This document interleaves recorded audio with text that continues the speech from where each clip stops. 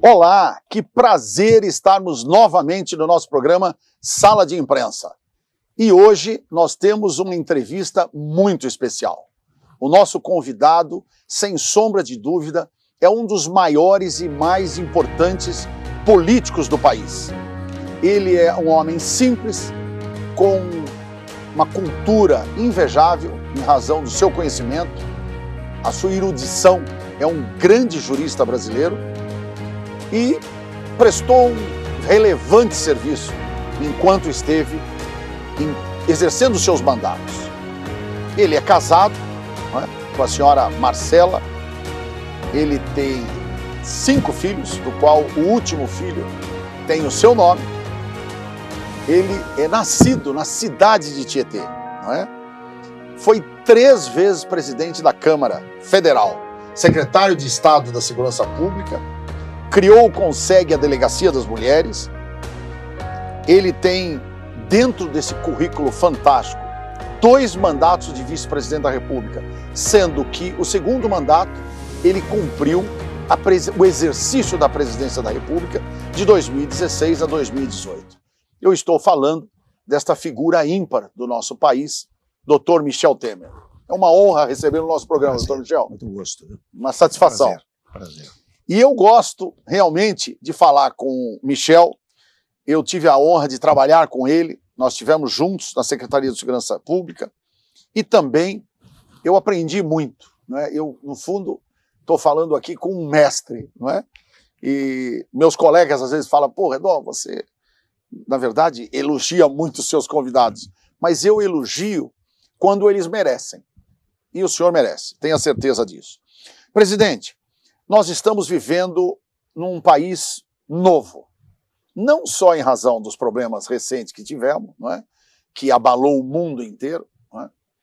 Com essa pandemia, mas mais do que isso. Eu acho que nós vivemos, que todo mundo acha que é um sistema altamente degradante e que é uma coisa extremamente confusa, e eu particularmente não.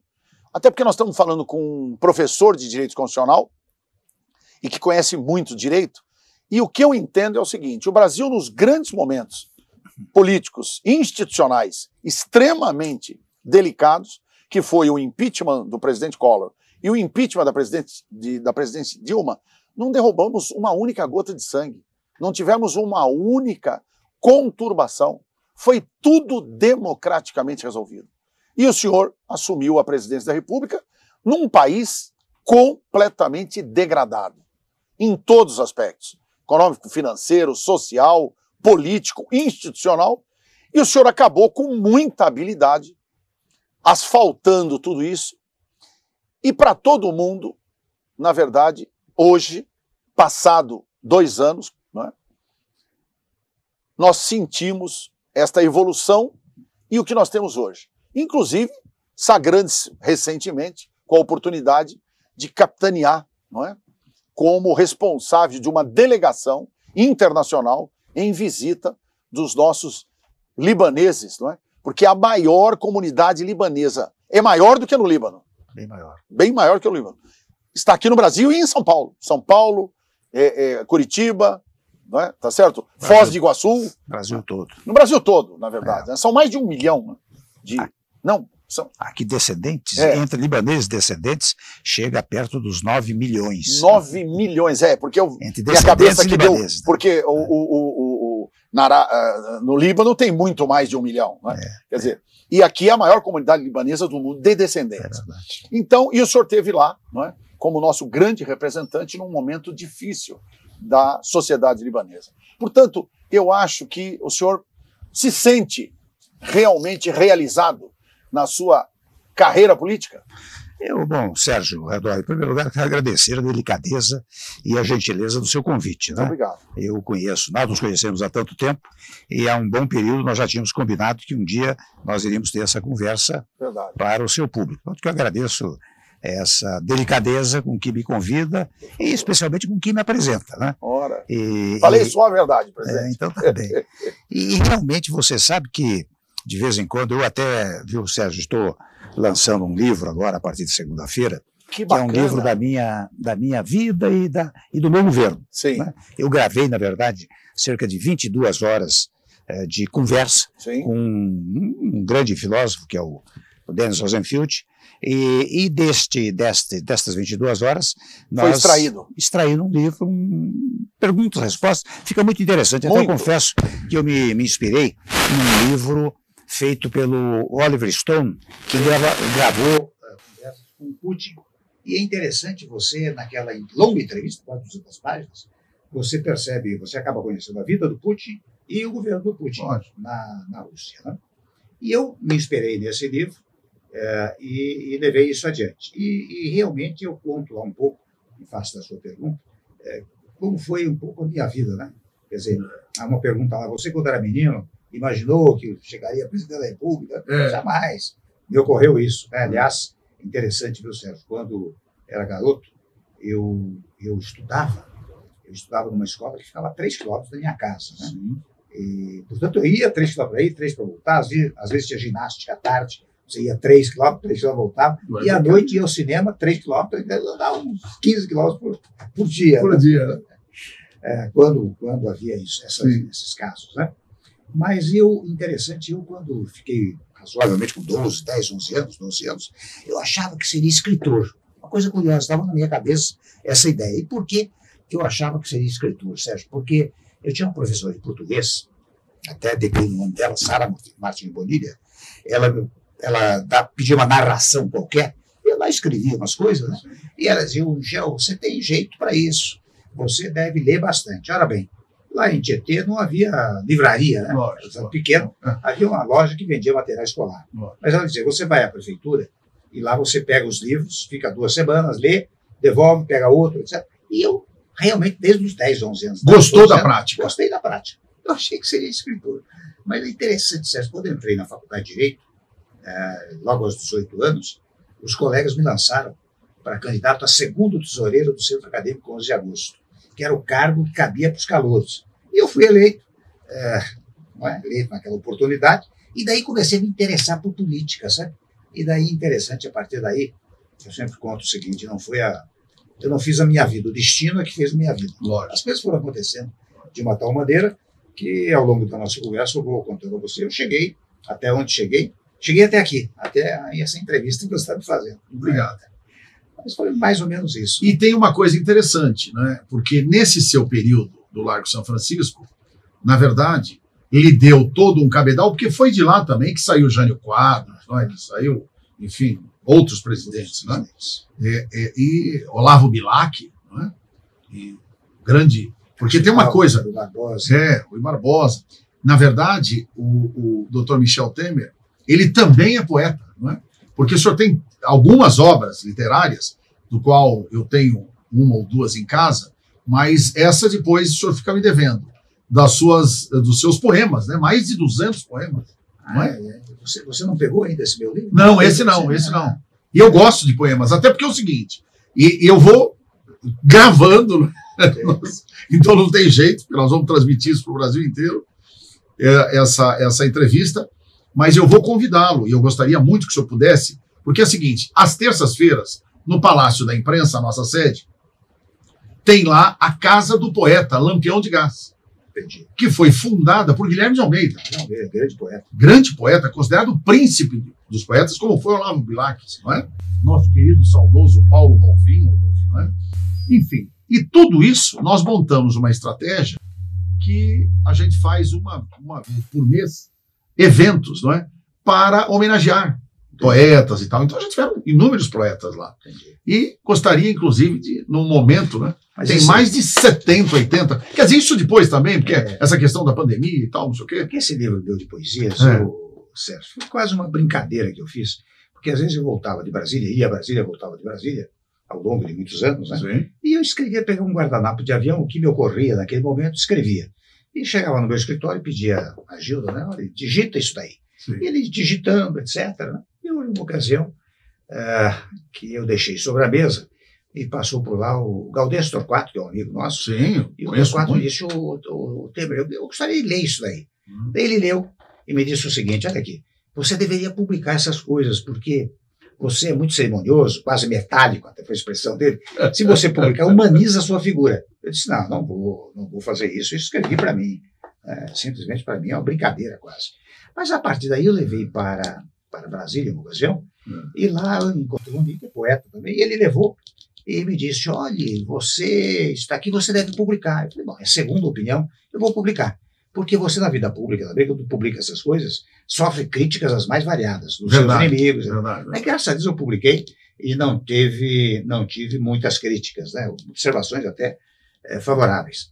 Então, digamos, a partir de uma brincadeira que eu fazia, deu um livro chamado Anônima Intimidade, né? Olha, que legal. E tá vendo, ó, e cumprimentar nosso querido amigo Gaudêncio Torquato, eu tive a honra de trabalhar com ele, nós advogamos, não é? Por ex-governador Paulo Maluf, numa ação de direito eleitoral, onde ele tem, não é, especialidade e tal, e foi o seu ministro da Justiça, né? Não, eu falo, não, Justiça foi o Torquato Jardim. O Torquato Jardim. O Gaudêncio é um jornalista, meu grande amigo. Cientista político. Perdão, é verdade. O Gaudêncio é da Paraíba, não é? Rio Grande do Norte. Rio Grande do Norte. Isso, tá vendo? Isso aqui é bom, que cabeça maravilhosa. Isso é bom. Isso, o Gaudêncio. Mas, enfim, na verdade, a gente tem aí um trabalho importante, principalmente nesse sentido, né?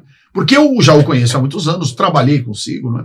E sei, né, da sua hospitalidade, da sua diplomacia e tal, e que, no fundo, como aqui é uma conversa extremamente franca, não é? E informal, esse ar, não é, de muita austeridade e tal, lógico, é da sua personalidade, não adianta. Mas não é de quem o conhece. Quer dizer, todos que o conhecem, nossa confraria, inclusive. Não é? Muitos dos nossos amigos que o conheceram, não é? Quando você, agora, inclusive, já distante dos seus afazeres da área político-partidária, vocês têm estado mais, né? Até que viesse esse processo da pandemia, e muita gente falando, pô, aliás, um amigo, como o Michel é boa gente, eu não imaginei que ele fosse assim, não. Que cara simpático, brincalhão. Você até contou uma piada lá, em um dos nossos almoços, então eu não sabia que ele era assim, porque ele sempre muito sisudo e tal. Não é, que na verdade é o seguinte, são os cargos, né? Exato. Às vezes, né? Exato. Eu até agora, antes de iniciar a nossa gravação, eu falei, puxa, Michel, como você está muito bem. Aliás, você sempre esteve bem. Você nunca esteve mal. Mas você falou, Redol, longe desse monte de problema. E agora só cuidando da família, dos filhos. Que eu, inclusive, na abertura, eu tenho certeza que eu devo ter deixado a Michele um pouco triste, porque eu esqueci de falar do Michelzinho. Que, aliás, é uma alegria, né? Que foi muito, não é? muito bem lembrado quando da sua posse de presidente, né? Que a nossa primeira dama do país teve um papel importantíssimo, de uma elegância fantástica e de uma discrição, né? E até o próprio Michelzinho também. Quer dizer, e isso é muito legal. Parabéns, porque no fundo... Você sabe que o Michelzinho é meio youtuber, né? Vou contar um episódio aqui para você nessa entrevista informal, né? No Natal passado, na véspera de Natal, ele me disse: olha, papai, ele tem 11 anos. Sim. Mas, olha, papai, eu também tenho. Eu recebo, você também tem, eu sei. Eu recebo muitas perguntas aqui para você, né? Porque ele tem seguidores, não sei o quê, né? E eu queria fazer uma entrevista com você, ele me disse. E daí, o Sérgio, eu disse: olha, selecione umas 10 perguntas e vamos fazer uma entrevistazinha. Ele selecionou 10 perguntas e nós sentamos, ele grava, ele faz tudo, naturalmente, né? Edita e tudo isso. E ele fez 10 perguntas, 5, 6 minutos, e isso era umas 8 horas da noite, mais ou menos, e ele postou no grupo dele lá, etc., né? E começaram os acompanhamentos. Sim. Quando foram as 10 horas, ele me disse: papai, já tem 30 mil visualizações. E acho que vai crescer muito, acho que vai umas 50 mil visualizações. Quando chegou meia-noite, 1h da manhã mais ou menos, tinha 300 mil visualizações. Quando chegou no dia seguinte, Sérgio, tinha 1.200.000 visualizações. Ele ficou no entusiasmo, porque aumentou o grupo dele, né? Lógico. Não é? Mas ficou num entusiasmo extraordinário. E foi tão interessante, porque... Ele é um youtuber. É um youtuber. Porque eu vou dizer uma coisa. Na verdade, eu acho que o Facebook ou o YouTube já deve ter entrado em contato com ele. Ainda não? Não, você sabe que ele, naquela ocasião... Porque eles querem agora que ele faça outras entrevistas. Na verdade, quando aconteceu isso, a Bandeirantes noticiou, a Record, todo noticiado que foi... saiu chamados Trending Topics. Isso, os Trending Topics. Né? E ele estava entre os 5 maiores do Brasil. Dos maiores. Naquele momento, evidente. Naquele momento. Porque isso é tudo, na verdade, instantâneo, né? É uma coisa assim, não é? No mesmo instante. Né? No mesmo instante. Mas, enfim, estou contando esse fato para dizer que ele ficou muito... Mas ele ainda continua com a... Ele continua, ele faz vídeos e faz... como é que se chama isso? E ele conhece isso mais do que eu. Quando eu tenho dificuldade lá na internet, eu chamo, ele que acerta para mim. Eu também, a mesma coisa. E eu também, eu não vou saber, porque essas coisas para mim são meio... Eu tenho um enteado de 11 anos, o Juninho, né, o Leandro Júnior, e a mesma coisa. Ontem, inclusive, ele virou e falou: pai, o senhor vai entrevistar o presidente Michel Temer, né? Eu fiz aqui uma entrevista e tal, dá uma olhada. Agora, faz o quê? Uns 20 minutos, já tem 300. Imagina, 300. Eu falei, puxa, continua e tal. Mas hoje é o grande momento que, inclusive, essa colocação faz com que a gente dê, na verdade, uma guinada para a gente entrar um pouco no que se diz respeito à questão da imprensa no Brasil. Não é? Nós temos hoje todo um processo que está sendo muito criticado e tal, da grande imprensa, que ela vem perdendo espaço. Por quê? Porque eu, quando ingressei na Associação Paulista de Imprensa, e, na verdade, foi até através de um grande amigo nosso, Luiz Flávio Borges Durso, presidente da OAB, porque quando houve a questão da lei de imprensa, que o então deputado, né, Miro Teixeira, entrou com aquela ação direta de inconstitucionalidade na lei de imprensa, que foi do Castelo Branco. E eu virei para o Durso, Durso, presidente da OAB, e eu era presidente de uma comissão, falei: Durso, está na hora de a gente, na verdade, criar uma comissão, não é? Para nós estudarmos, porque a lei de imprensa não pode acabar. E por que não pode? Em que pese que ela tem aí alguns dos seus artigos autoritários, vamos assim dizer, mas eles nunca foram usados. Eu, inclusive, numa reunião que eu tive lá, e ao lado de vários, não é? Colegas advogados de esquerda, socialistas e tal, eu falei para eles sobre essas questões e disse claramente: a lei de imprensa é importantíssima, porque ela nos dá o direito do contraditório através do direito de resposta. Ah, não, mas hoje tem. Só que hoje tem o seguinte: nós ficamos ao julgo do magistrado. Tanto é verdade que, se o magistrado entender que o que está sendo escrito deve ou não ser censurado, não tem lei que o defina. Não tem lei. O que ocorre aí, não é, Sérgio, é o seguinte, há um grande equívoco. Eu sempre fui defensor intransigente da liberdade de imprensa. Não tenha dúvida. Porque é claro que a liberdade de imprensa muitas vezes traz a possibilidade da crítica que até ajuda o governante. Agora, a liberdade de imprensa, isso que as pessoas precisam entender um pouco, ela é conteúdo de um continente maior, que é o direito à informação. Exato. O direito à informação é muito que maior. gera a liberdade de imprensa. Exato. Então, quando você fala que está defendendo a liberdade da imprensa, parece que você está defendendo o dono da empresa de comunicação ou o jornalista. Não é isso. Não é nada disso. Você está defendendo o direito à informação. Um direito que o povo tem de ser informado sobre tudo. Constitucional. E quem tem a possibilidade de informar é a imprensa. E é interessante que a informação tem que ser sempre completa. Você falou no direito de resposta, que está na Constituição Federal. Sim. O que é o direito de resposta? É para completar a informação. Sim. A informação vem um determinado conteúdo, e o sujeito diz, não é isso não. E ele vai ao judiciário, pleiteia o direito de resposta. Quando o direito de resposta é concedido, é obrigado a publicar. Portanto, é para completar a informação. Rigorosamente até, a meu perceber, você deveria ter o direito de resposta assegurado tranquilamente, sem necessidade de decisão judicial. Salvo se for uma barbaridade, daí o veículo de comunicação diz, isso daqui não dá para publicar, é irrespondível. Daí o sujeito vai ao judiciário. Exato. Isso deveria ser isso. E você sabe que ao longo do tempo, viu, Sérgio, nós já temos muita estrada, né? E há muito tempo que eu estou falando essas coisas. Você sabe que, acho que uns 25, 30 anos para cá, talvez, 25, 20 anos talvez, pode perceber que a imprensa, quando publica uma notícia, ela põe o outro lado. Isso. E vai ouvir o outro lado. Graças ao que nós fizemos lá atrás. O que fizeram lá atrás. Você trabalhou nisso. Lógico, lógico. Então é uma coisa importante, que nós temos que compreender esse fenômeno constitucional para saber, olha, quando defendemos a liberdade de imprensa, é para defender o direito do povo se informar. Isso, do povo se informar. E ouvir os dois lados. E ouvir os dois lados. Aliás, o que você está falando é tão importante. Veja, a fala do nosso ex-presidente Michel Temer é tão importante que, na verdade, é o seguinte.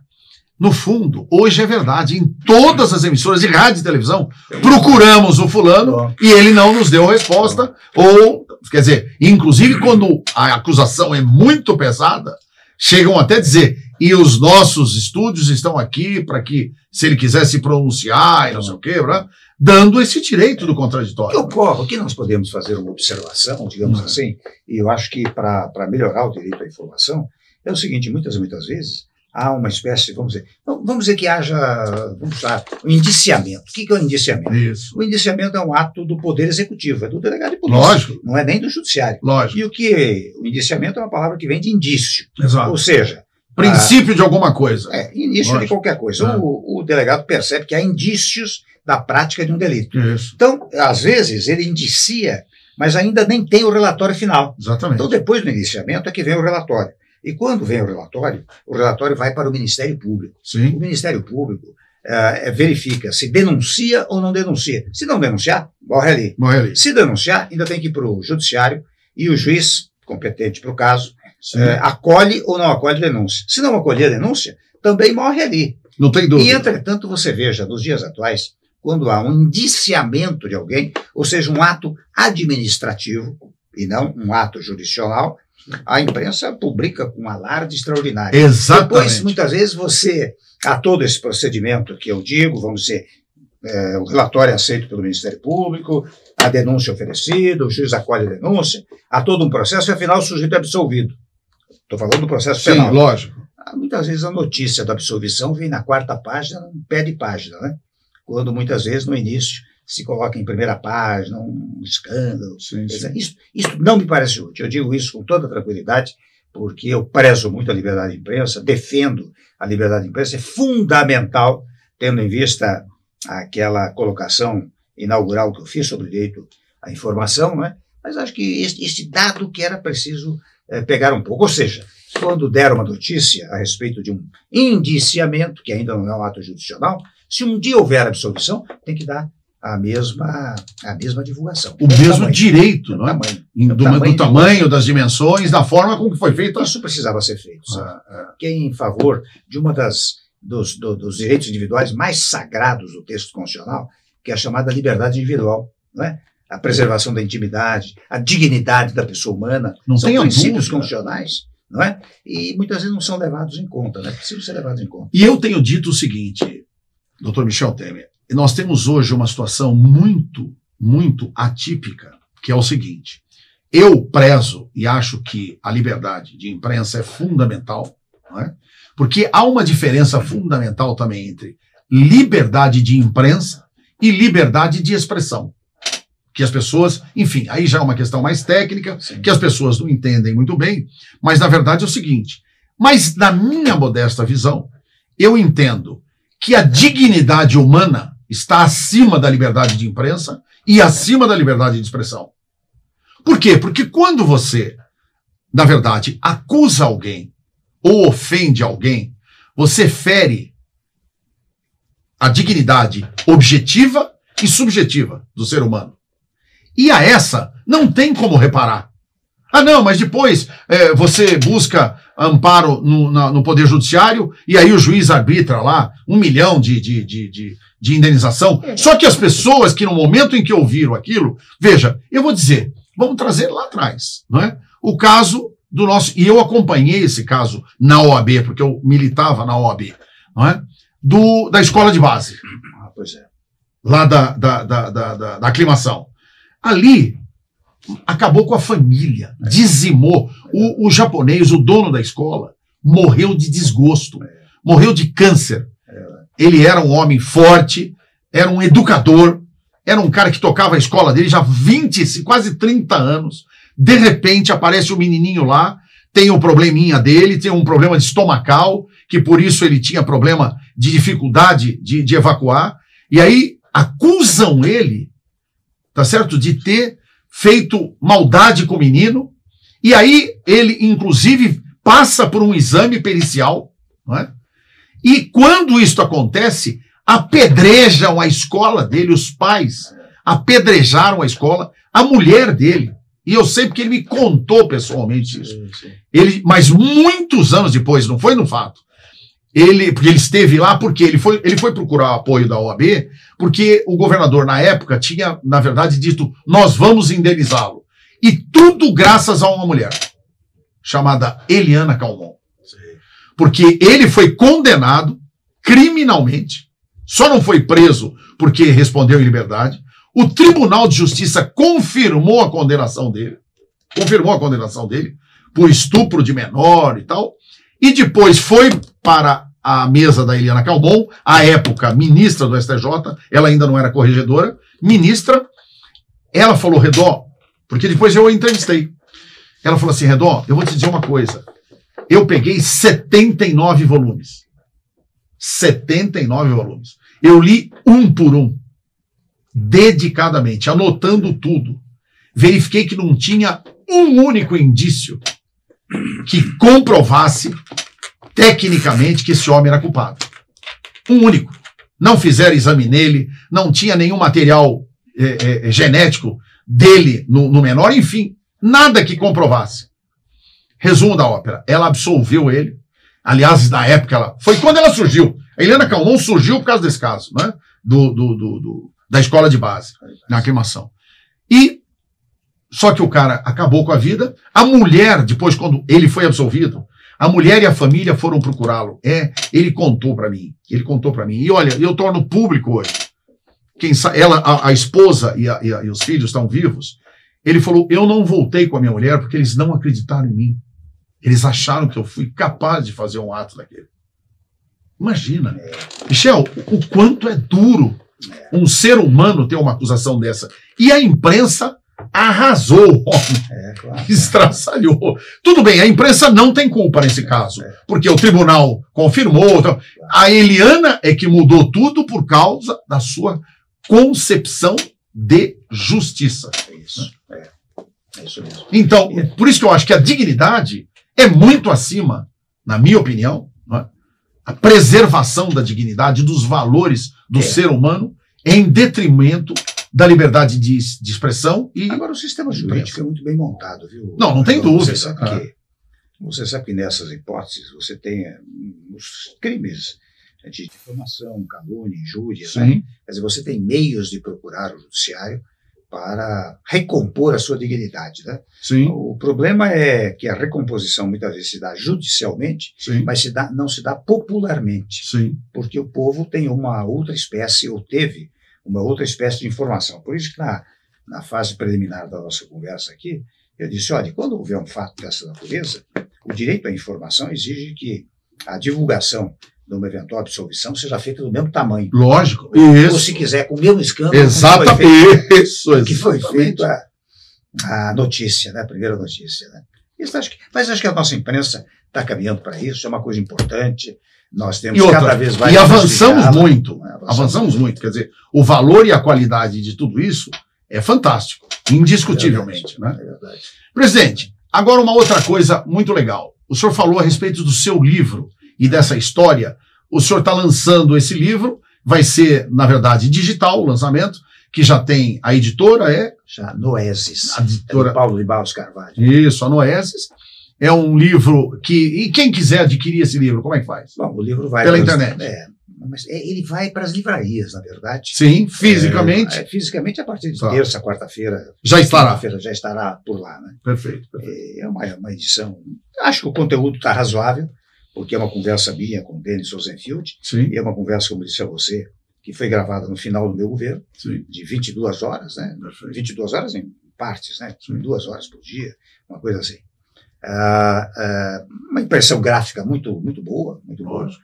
E acho que dá para contar uma porção de coisas. Eu faço isso, viu, Sérgio Redor, mais como um documento histórico. Lógico. Daqui a 30 anos, 40 anos, as pessoas vão querer saber o que aconteceu e tem um depoimento que não é de terceiros, é um depoimento meu. Né? É uma história que está lá, né? Está registrado. Eu acho que vai ter boa repercussão e boa saída. É o que eu estou imaginando. Né? E vai ter sim, eu tenho certeza. Que, inclusive, é aquilo que o senhor falou, inclusive, quando nós estávamos falando ainda atrás dos bastidores. Quer dizer, o Michel Temer vai ser conhecido, não só, né, o tempo todo, as eleições que o senhor teve, tudo, mas uma coisa mais importante. Agora, em função de tudo que o senhor já construiu. Porque é fundamental. E uma coisa tem que ser reconhecida, com todo respeito. É o fato de o senhor ter pego um país, como eu disse no início, e o senhor sempre como homem diplomata, né, e extremamente elegante, não entrou nesse assunto, mas eu acho importante. O senhor pegou uma economia destruída. Eu peguei um produto. Um país dividido em todos os aspectos. Aliás, ainda continuamos divididos, não é?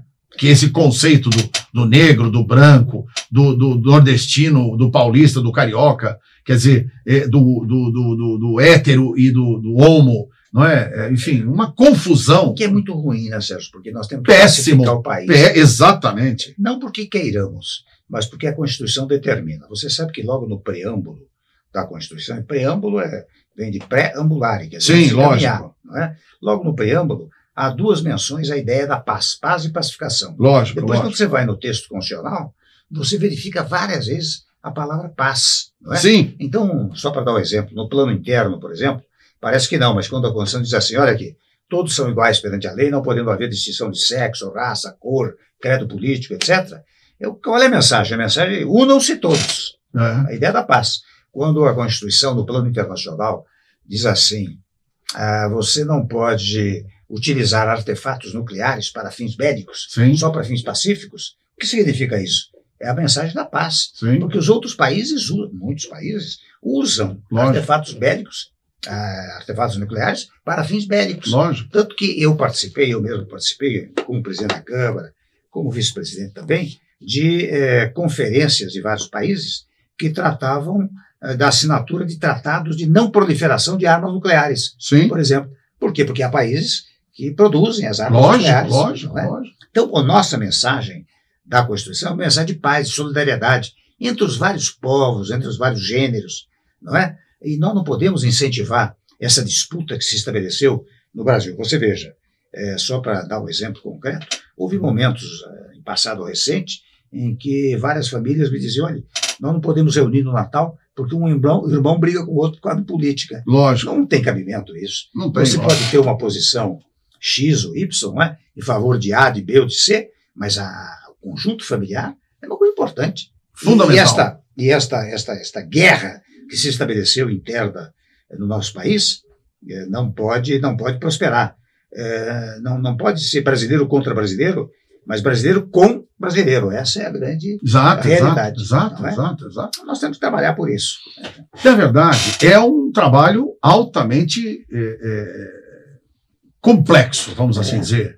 Quer dizer, não é uma coisa que dá para... Né, envolve uma cultura, né, multidisciplinar, em primeiro lugar, né? Você tem que compreender as diferenças. Exato. Dizer, não achar que você está certo e o outro está errado. Isso é maniqueísmo, né? Quantas e quantas vezes, nas várias funções que eu exerci, nas 3 vezes que fui presidente da Câmara, nas 5 vezes que fui secretário de Estado, procurador-geral do Estado, depois vice-presidente, presidente, eu sempre ouvi as pessoas.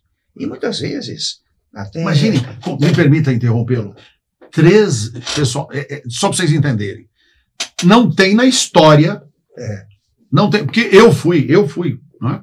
Eu fui secretário do presidente Flávio Marcílio, fui secretário do então presidente da Câmara, do Congresso Nacional, Flávio Marcílio. Não tem na história ninguém que tenha conseguido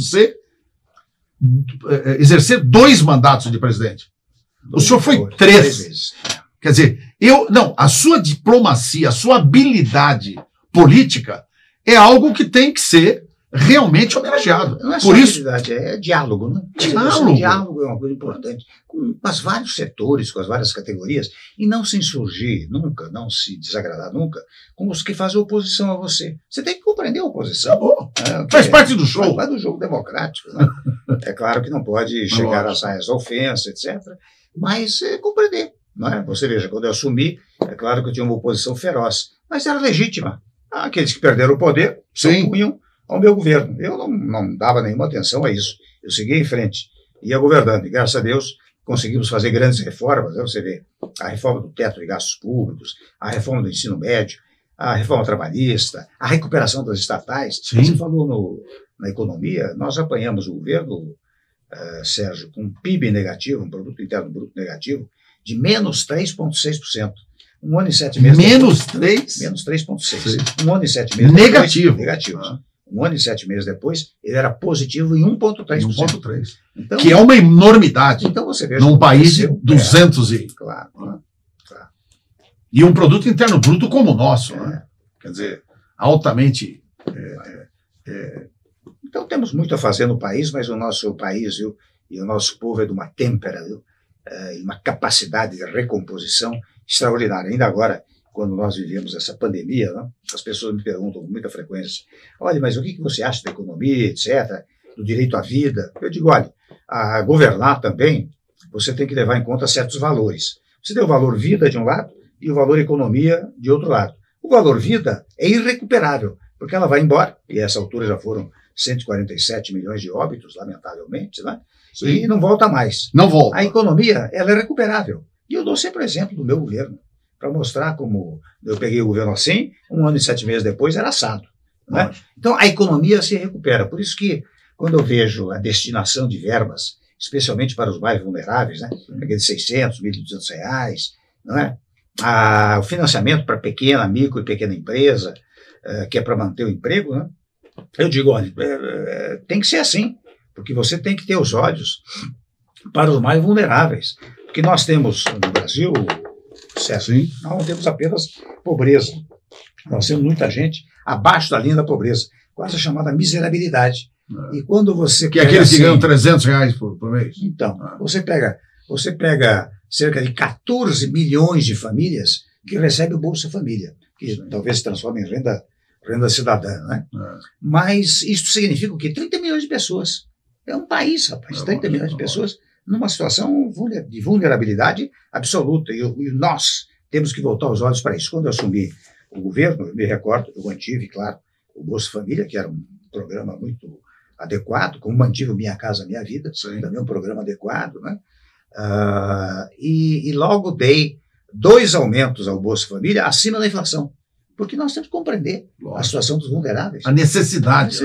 Fundamental. De fazer com que o dinheiro também chegue a eles. Claro. Para que eles possam movimentar a economia. Claro. Porque de uma forma ou de outra. E eu, particularmente, presidente, o senhor acha interessante essa ideia da Bolsa Cidadã, do auxílio? Eu acho desse plano? Interessante não é, eu acho importante, porque o nosso desejo é que num dado momento o Brasil progrida de uma tal forma que não precisa mais nada essa miserabilidade. Lógico. E que a pobreza mesmo seja muito rala. Isso. Não é? Você tem que ter uma classe média baixa, digamos assim, mas que consiga sobreviver por conta própria. E tudo isso depende do desenvolvimento do país. Lógico. Portanto, depende dos investimentos, não só públicos, né, como os investimentos privados nacionais, mas agora, Sérgio, especialmente os investimentos internacionais. Que é fundamental. Você veja que aí no exterior Sim. há fundos que têm trilhões, não estou exagerando, trilhões de dólares, e você sabe que aí fora os juros são negativos. Sim. Então esses investidores todos estão tentando verificar onde é que pode aplicar. Lógico. Não é? E o Brasil tem que estar aberto para isso, porque o investimento aqui vai significar abertura de emprego, vai significar desenvolvimento. E hoje você não tem mais essa ideia de nacionalismo exacerbado, do tipo aqui ninguém pôs os pés. O mundo hoje é globalizado. Lógico. Tanto que eu, ao longo do tempo, sempre sustentei uma teoria chamada multilateralista, ou seja, o Brasil tem que se dar bem com todos os países, porque o nosso interesse é vender o nosso produto. Lógico. Você veja que coisa curiosa do Brasil, Sérgio. O nosso principal parceiro comercial é a China. Qual é o segundo? Estados Unidos.